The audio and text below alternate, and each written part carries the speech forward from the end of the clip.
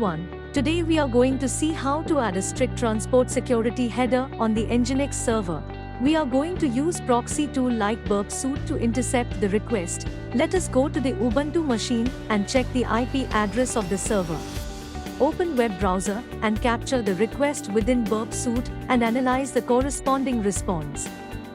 Upon examining, you will notice that the strict transport security header is missing. Let's see how to add a strict transport security header.